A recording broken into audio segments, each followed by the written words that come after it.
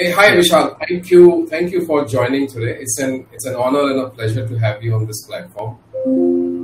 I think our brief conversation today is on a very important topic. We are all talking about how India is playing an important role on a global map as manufacturing comes into discussion. As you already know, I think India, largely the GDP, if you look at its three parts of the GDP, the agri, manufacturing, and the services side. And manufacturing has been sort of traditionally looked at as a traditional segment. It has been looked at as that we haven't advanced so much. We have been compared with other geographies like China and the globe side. But increasingly, I'm finding the growth orientation. Many papers, white papers, economic advisors have been talking about that. I think manufacturing is going to evolve and play a very important role in India as such a growth side of it. I do see personally feeling the same, that we will, and largely because 50+% of the GDP is by the SMBs, and these SMBs are largely the manufacturing side of the story. So I think, importantly, as we bring these advances, I think this will impact it. But wanted to hear, Vishal, first of all, obviously, a brief introduction about yourself, and first few points around how manufacturing plays an important role in the India growth chapter. Sure. Thanks, Salil. Thanks a lot for having me here and talk about this. My brief background: I was born in Jamshedpur, so it was part of Bihar. Then there was no Jharkhand, and did most of my schooling in that belt, Patna, Ranchi, for engineering. Went to IIT Kharagpur, graduated in 2010, and then was working in an FMCG company for good 5 years across supply chain, procurement, setting up CapEx plants. So that is when I had the first brush with outsourcing, procurement sort of thing. And then I worked in another startup for about 2.5 years, which sort of told me how fast things can change in a startup and the impact that it can create in a shorter period of time. And then I sort of regrouped with my old friends to join Zetwerk, and now we are headquartered in Bangalore, and that's where I stay with my family. So that's my brief introduction. On manufacturing as part of Indian GDP, I think the golden era of manufacturing is here. A lot of tailwinds contributing to it. One is, of course, the whole geopolitical, what's happening around the world, the anti-China sentiment, companies wanting to recoup some part of their supply chains from China to other countries. And of course, India stands to capitalize from that opportunity, largely because labor costs have been low, and the availability of skills in the market is also there, and also it's a well-functioning democracy, which gives a lot of confidence to outside companies to have business relationships here. The other tailwind is also a lot of policy push, be it the PLIs, right? Government incentivizing manufacturing of some of the goods. So I mean, manufacturing has always been seen as a very capex heavy business. Requires a lot of capex, very very long paybacks, a lot of assets. But that's the traditional view, and the services sector had long overtaken the manufacturing, the contribution of manufacturing to GDP. But I think things are changing now. There's more and more technology coming in this space. There are newer ways of doing things, newer manufacturing technologies. The quality of talent which is available today, the policy framework, a lot of things contributing to this. And at the end of the day, manufacturing does provide livelihood to so many SMBs, and through an extension of SMBs to so many people in tier 2, tier 3, tier 4 towns in our country. Most of them in the formal economy, but also a lot of them in the gig economy. So yeah, I mean, quite a pivotal point at which we are, I believe. And yeah, I mean, this manufacturing revolution should unfold over the next decade or so. So Vishal, I understand. I think what you alluded to is the changing playbook of manufacturing, and largely we are looking at Industry 4.0 playing a very important role. Okay, I'll come to that part as a discussion further. I think the first point, which is very coming from us, is last 2 years of pandemic has really disrupted the supply chain of the world, right? Even today, if you go, personally, if I want to buy a car today, it will be a 5 months of a delivery time because the chips are not there. The laptops are not being able to deliver. I think this disruption has asked us to relook at it as supply chain resiliency, and more so, India is being now created as a destination for the global manufacturing hub, moving from a nationalistic behavior of other countries and a protectionist behavior. My first question is: do you see that is actually happening as in India, and is manufacturing as a hub going to create a resiliency in supply chain? Because we are geographically situated in such a manner that we can cater to the globe as well. Yeah, I think it is happening, and there are enough evidences today. Be it the Boeings of the world wanting to set up an MRO shop in our country, be it the largest pharma companies of the world wanting to set up manufacturing plants in our country, be it the automotive. Recently, couple of Korean and Japanese have entered the market, set up manufacturing plants. So of course, that is happening. Plenty of evidences. The mobile manufacturing shops in northern part of the country. So there are substantial evidences that this shift is indeed happening. And like I said, this just seems to be the tipping point, and there's more to come. Going by what most of the companies who want to secure their supply chains and add more resilience and diversity to their supply chains, and not be over concentrated in few geographies. It's all happening. I mean, it's in motion right now. On the resilience, yes, having a manufacturing supply chain where your raw material, where you have heavy concentration of raw material import from other countries, and be it a COVID sort of a situation which is very unique, or any other geopolitical situation, can precipitously impact the whole sector, and which is why indigenization of some of these, or indigenization of as much value addition in the country as possible is something that truly makes us Atmanirbhar, as is also the very popularly used words nowadays, and adds far more resilience, dependability, predictability to our own growth story, to be able to meet the demand of Indians, and also meet demand of the other countries who can import from India.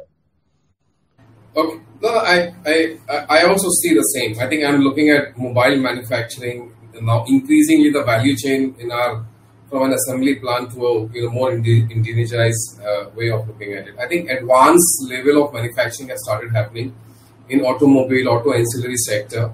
Textiles and chemicals have already been a joint ventures with a global firm. So I think that also has picked up side.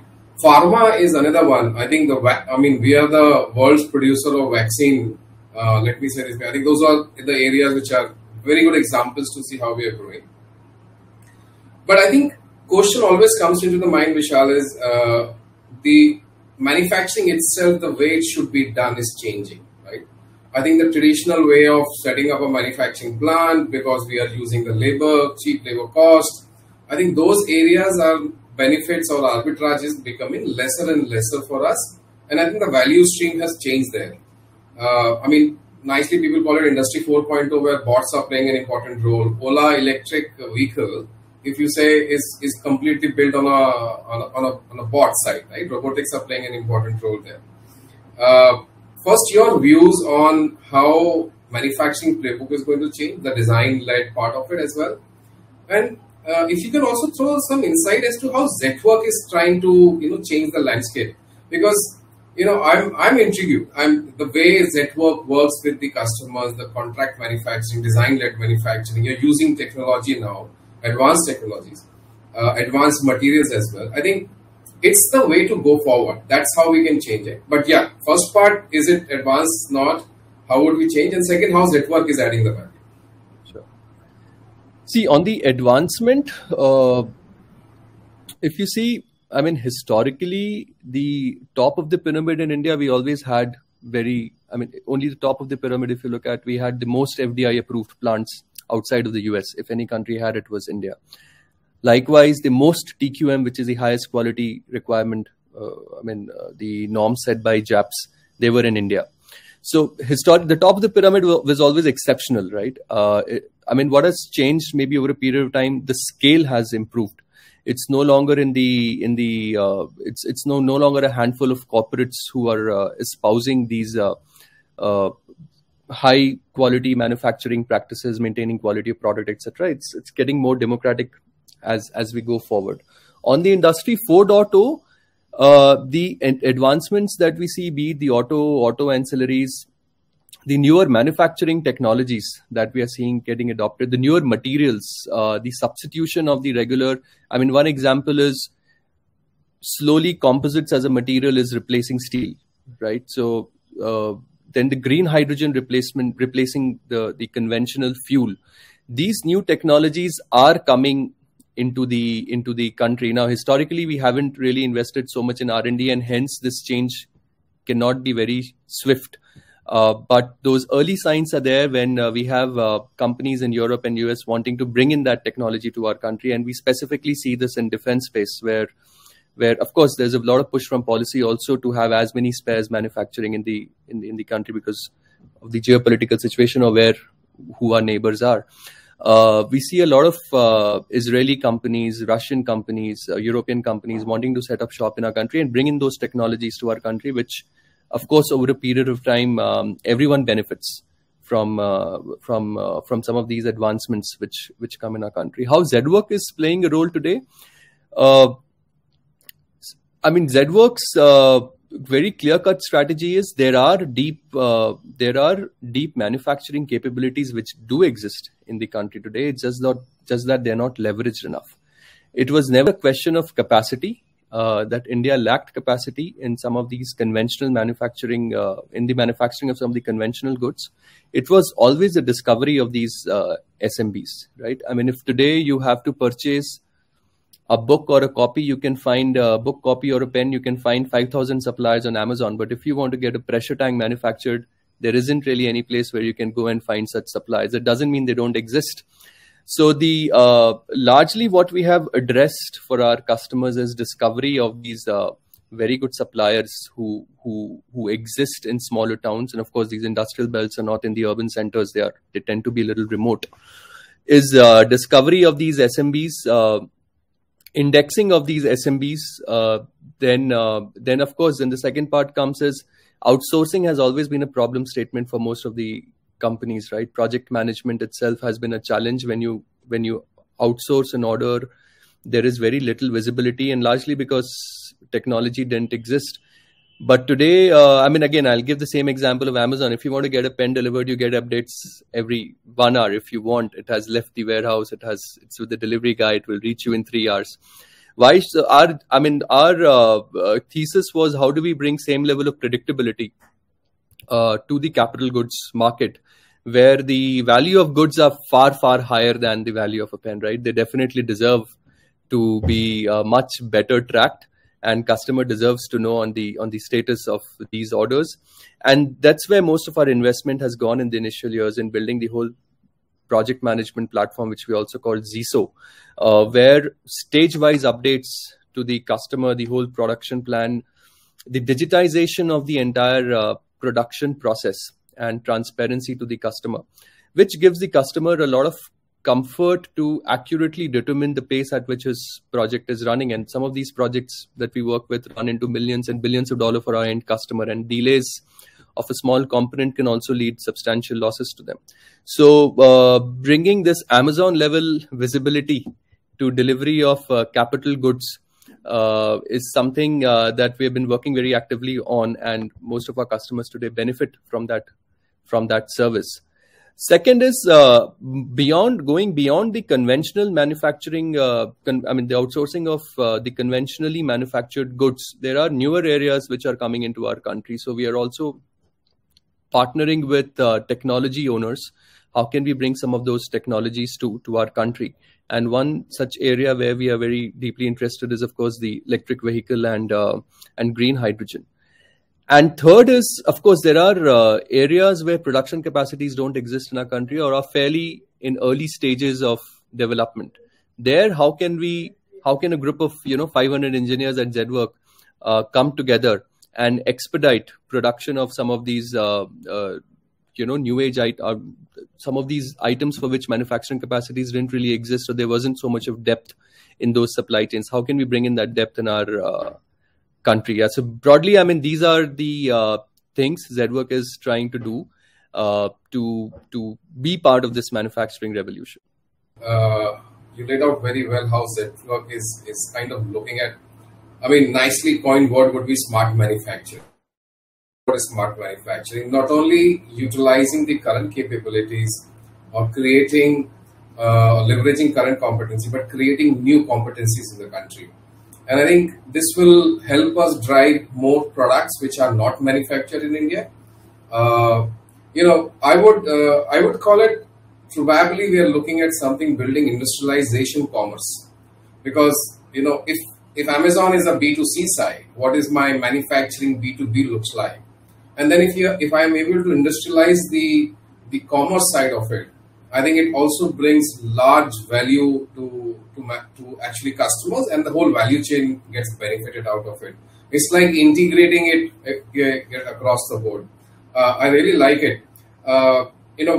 Yes, we are bringing smart manufacturing 2022. Okay, on board. We will be debating with many of the industry leaders, policymakers, people who are in a thick and thin as to what they're looking at it. What's the Zetwerk view? Why you think we should bring out this smart manufacturing 2022? I think the world needs to know the work that's happening in our country. We should stand proudly together and tell the story and narrate the story to the rest of the world on what is getting built here, and draw inspiration from industry veterans, because at the end of they have been around for fairly long. And right, I mean, I think the smart, there's a generational shift also in technology that has happened. So we belong to that generation where ever since we have been out of college, we have been using smartphones, we have been used to the Amazons and the Flipkarts. So for us, this doesn't really appear too smart. But of course, people who come from the unsmart era, they can clearly see the difference. And the objective of doing this summit is largely to narrate the story, to tell the potential, the real potential that this revolution can bring, not just to India, but to the rest of the world. And yes, and stand shoulder to shoulder and deliver and participate in this revolution. Thanks, Vishal. Actually, I always create an example parallel to it, which is IT services, right?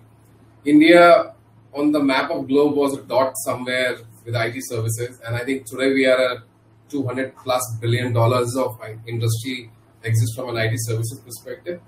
And what we are talking about smart manufacturing is bringing a similar revolution in the country, that this can also become one of the core competencies of the country. Looking at, I always say that, right to win for the country. And I think from a right to win perspective, we have the right skill set, right competency, we have the right people, we have the capabilities and capacity as well. I think leveraging it, telling it to the globe, building it is what we are trying to do from a Smart Manufacturing 2022 Summit. To audience, I would like to say it's time to debate, it's time to participate, it's time to really build discussions which will build solid policies, which will influence the industry veterans to shift towards the new generation, new revolution, and actually be part of this new revolution going forward. So I do welcome everybody to join us. Vishal, thank you very much for your time. It's an honor, it's a pleasure to talk to you. We will keep on having more debates on this subject as we move forward. Thank you very much. Thank you so much, Salil, for your time. Thank you.